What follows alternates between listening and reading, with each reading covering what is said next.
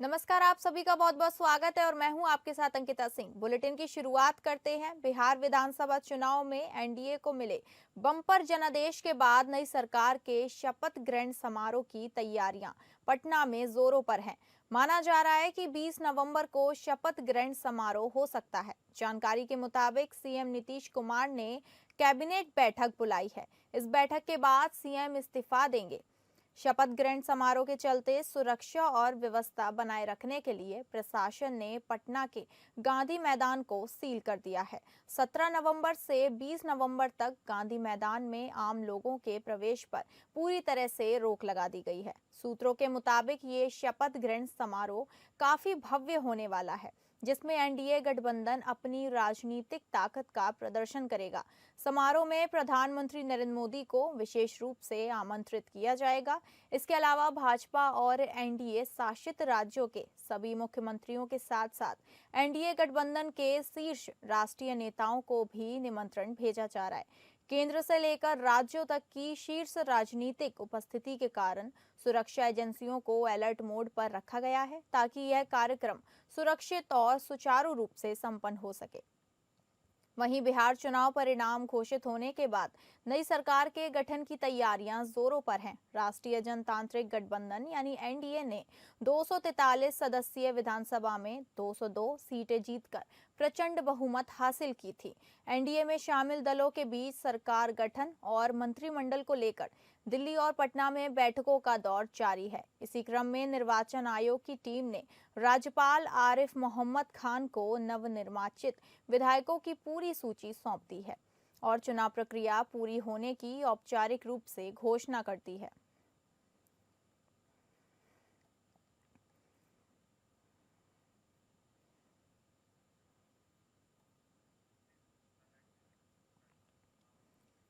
बिहार विधानसभा चुनाव 2025 में एनडीए को मिली प्रचंड सफलता के बाद मुख्यमंत्री नीतीश कुमार के पुत्र निशांत कुमार ने बड़ा बयान दिया है। नीतीश कुमार पूरे चुनाव अभियान के दौरान राजनीतिक मंच से पूरी तरह दूर रहे थे, लेकिन एनडीए की जबरदस्त जीत के बाद निशांत कुमार एक बार फिर से अपने पिता सीएम नीतीश कुमार को लेकर बड़ा बयान दिया है। निशांत का ये बयान सीएम नीतीश कुमार के लिए क्या ढाल बनेगा या फिर उनको प्रोत्साहित करेगा? निशांत ने कहा कि उनके पिता अच्छा काम कर रहे हैं और आगे भी जनता के लिए काम करते रहेंगे। निशांत का ये बयान सियासी गलियारों में चर्चा का विषय बन गया है। क्या उनका ये बयान एक साधारण संदेश है या फिर जेडीयू और सीएम नीतीश कुमार के लिए भविष्य को लेकर एक मजबूत संकेत है? निशांत कुमार ने मीडिया से बातचीत करते हुए कहा, सबसे पहले तो मैं बिहार वासियों को धन्यवाद और बधाई देना चाहता हूं। एनडीए को इतनी भारी बहुमत से जिताने के लिए बहुत बहुत शुभकामनाएं। हमारी सरकार बनने जा रही है, इसके लिए बहुत बहुत बधाई। हमें उम्मीद से ज्यादा बड़ी जीत मिली है, इसका सारा श्रेय जनता को जाता है। 20 साल में जो काम किया है जनता ने उसी का इनाम दिया है। पापा पर जो विश्वास जनता ने जताया है, मुझे उम्मीद है कि मैं पापा उस विश्वास को कायम रखें और आगे भी विकास का काम जारी रखें।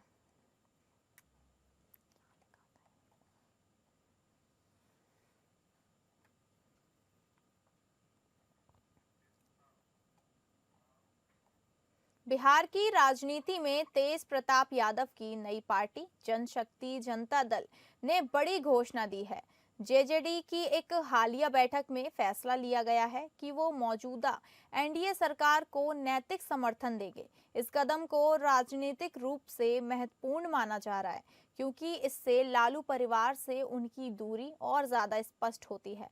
पार्टी के राष्ट्रीय प्रवक्ता प्रेम यादव ने मीडिया को बताया कि बैठक में तेज प्रताप यादव ने यह प्रस्ताव भी रखा कि रोहिणी आचार्य को उनकी पार्टी का राष्ट्रीय संरक्षक बनाया जाए। प्रेम यादव ने कहा, तेज प्रताप ने जो कहा है कि वो जल्द ही रोहिणी दीदी से इस विषय पर बात करेंगे और उन्हें हमारी पार्टी के राष्ट्रीय संरक्षक बनने की विनती करेंगे।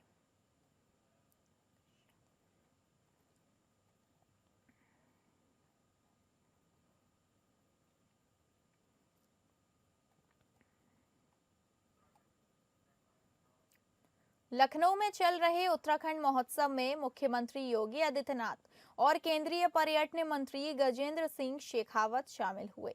इस अवसर पर मुख्यमंत्री योगी आदित्यनाथ ने इस बात पर विशेष रूप से बल दिया कि संकट के दौरान यही लोकगीत कला व लोकगीत ही इतिहास का संरक्षित करते हैं।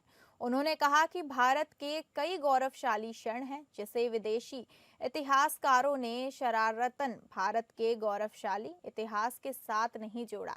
ऐसे में भारत के गौरव व गरिमा से जुड़े हुए पन्नों को सहेजने का काम लोक गायन व परंपरा के माध्यम से हमें सुनने देखने को प्राप्त होती है। मुख्यमंत्री योगी आदित्यनाथ ने लखनऊ में आयोजित 10 दिवसीय ऐतिहासिक उत्तराखंड महोत्सव 2025 में लोक संस्कृति के संरक्षण का आह्वान किया।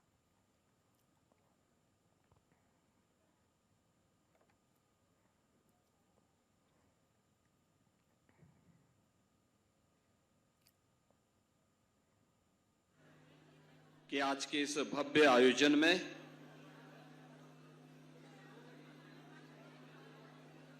समारोह की गरिमा बढ़ाने के लिए उपस्थित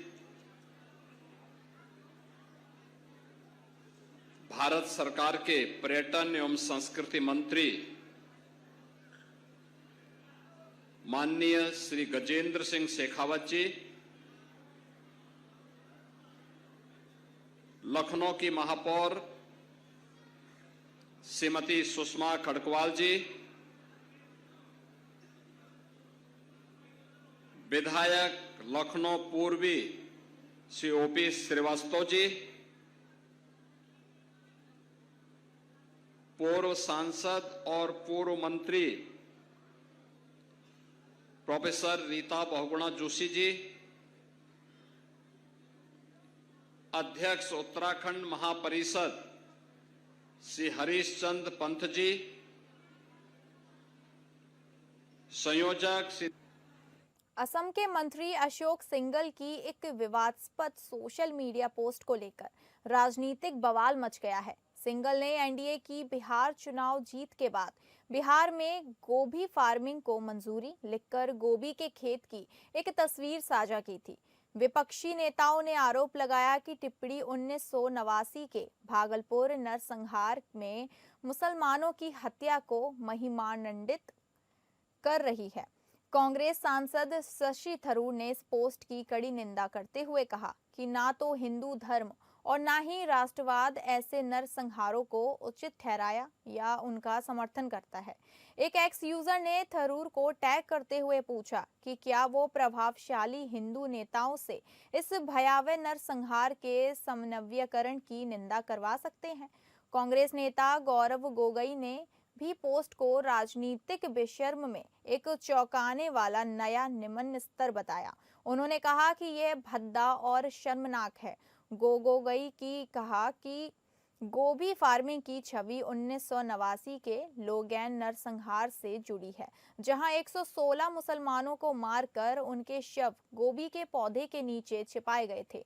गोगोई ने आरोप लगाया कि यह मानसिकता उनके बॉस मुख्यमंत्री हेमंत बिस्वा शर्मा द्वारा प्रचारित की जाती है। उन्होंने कहा कि असम नफरत और लालच के शासन को समाप्त करेगा।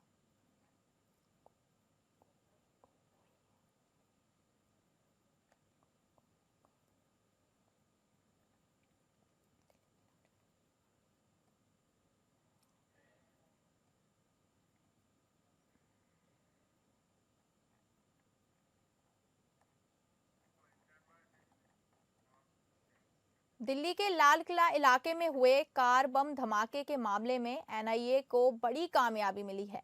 एजेंसी ने उस शख्स को गिरफ्तार किया है जिसने आत्मघाती हमलावर के साथ मिलकर इस आतंकवादी साजिश को अंजाम दिया था। गिरफ्तार आरोपी का नाम आमिर रशीद अली है। धमाके में इस्तेमाल की गई कार उसी के नाम पर रजिस्टर्ड थी। एनआईए ने उसे दिल्ली से पकड़ा। धमाके की जांच पहले दिल्ली पुलिस कर रही थी, लेकिन बाद में केस एनआईए को सौंपा गया। केस अपने हाथ में लेने के बाद एनआईए ने बड़ी तलाशी अभियान शुरू किया था और उसी के दौरान आमिर गिरफ्त में आया। जांच में सामने आया कि आमिर जम्मू कश्मीर के सांबूरा पंपोर का रहने वाला है। उसने पुलवामा के उमर उन नवी नाम के शख्स के साथ मिलकर ये हमला प्लान किया था। आमिर दिल्ली इसलिए आया था ताकि उस कार को खरीदने में मदद कर सके, जिसे बाद में धमाके के लिए आईईडी बम बनाने वाला उपकरण के तौर पर इस्तेमाल किया गया।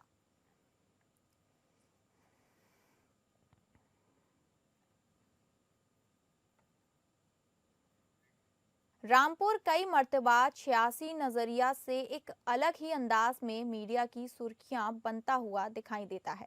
इसके पीछे का कारण सियासत की वह बड़ी शख्सियत है जिन्हें आजम खां के नाम से पहचाना जाता है। अब उनसे और उनके एक समर्थक के भाई की शादी की रस्मों से जुड़ी है। इस शादी के कार्ड में आजम और सपा मुखिया अखिलेश यादव की फोटो भी छपवाई गई थी। यही कारण है कि इस शादी की रस्मों ने हर किसी का ध्यान अपनी ओर आकर्षित किया। खास बात ये रही कि शादी में आजम खान ने भी पहुंचकर शिरकत की है।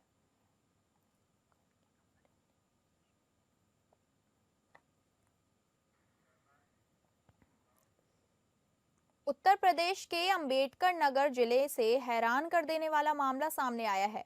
यहां पर एक पीड़ित ने अकबरपुर विधानसभा क्षेत्र से समाजवादी पार्टी के विधायक राम अचल राजभर पर जमीन कब्जाने का गंभीर आरोप लगाया है।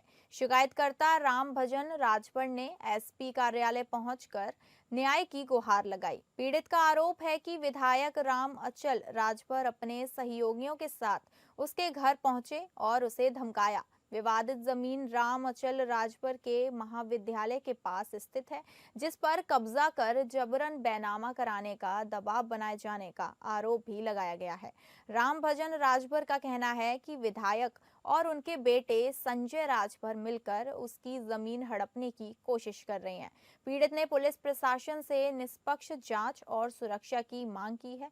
मामले के बढ़ने के बाद स्थानीय स्तर पर चर्चा तेज हो गई है, जबकि पुलिस घटना की जांच में जुट गई है।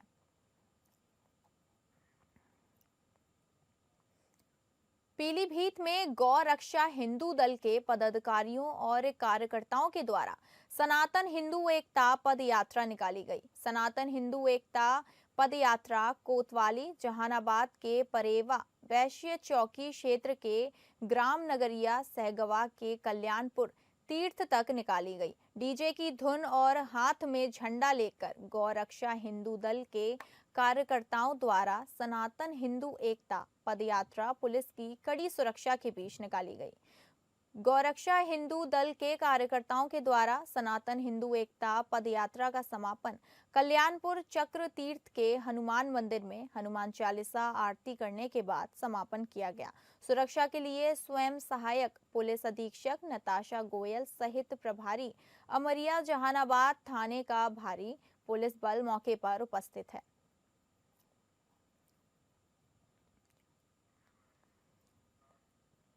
जांजगीर चांपा जिले के चांपा नगर पालिका क्षेत्र में खेल प्रेमियों की नाराजगी पर इन दिनों चरम पर है। नगर में केवल एक ही खेल मैदान और वही मैदान अब अव्यवस्था का शिकार हो रहा है। विजयदशमी पर बारिश ने मैदान को दलदल बना दिया था।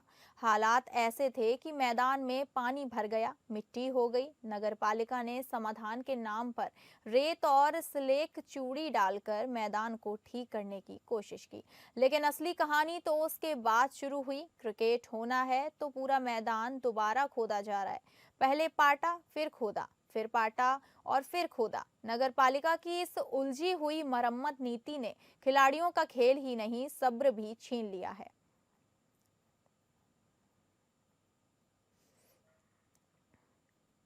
सऊदी अरब में आज तड़के एक भीषण सड़क हादसा हुआ, जिसमें कम से कम 42 भारतीय उम्रा यात्रियों के मारे जाने की आशंका है।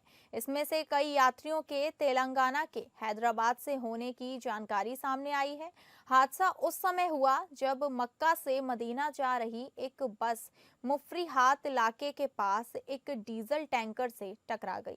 शुरुआती रिपोर्ट्स के मुताबिक टक्कर इतनी भीषण थी कि कई लोगों की मौके पर ही मौत हो गई, जबकि अन्य लोग घायल हुए। स्थानीय प्रशासन और आपातकालीन टीमें तुरंत घटनास्थल पर पहुंची और राहत और बचाव कार्य शुरू किया।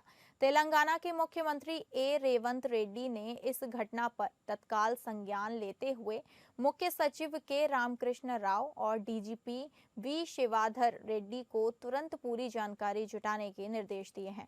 राज्य सरकार, विदेश मंत्रालय और सऊदी दूतावास के साथ मिलकर प्रभावित परिवारों की मदद के प्रयास कर रही है।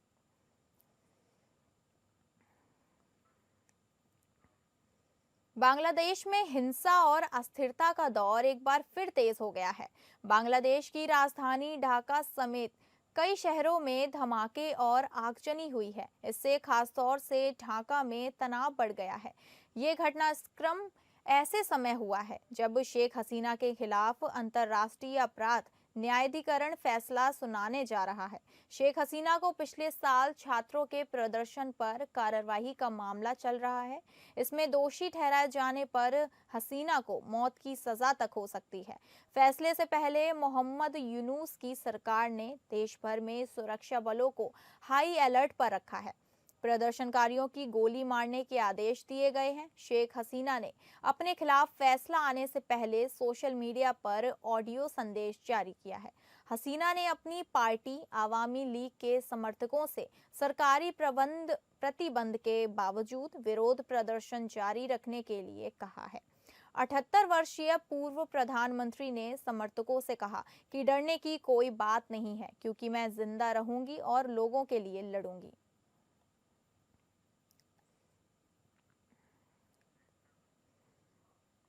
अफ्रीकी देश दक्षिण पूर्वी कांगो लोकतांत्रिक गणराज्य में एक दर्दनाक हादसे ने सबको झकझोर के रख दिया।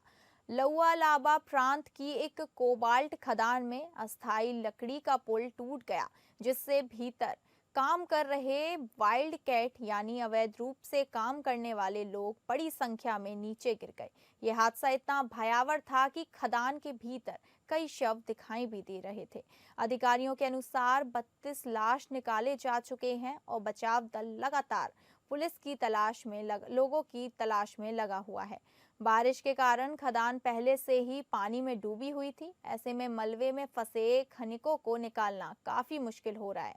प्रांतीय गृह मंत्री रॉय कोम्बा मोयोंडे ने कहा कि मौतों का आंकड़ा और बढ़ सकता है, क्योंकि कई लोगों का अब भी पता नहीं चल सका है। फिलहाल इस बुलेटिन में इतना ही। नमस्कार।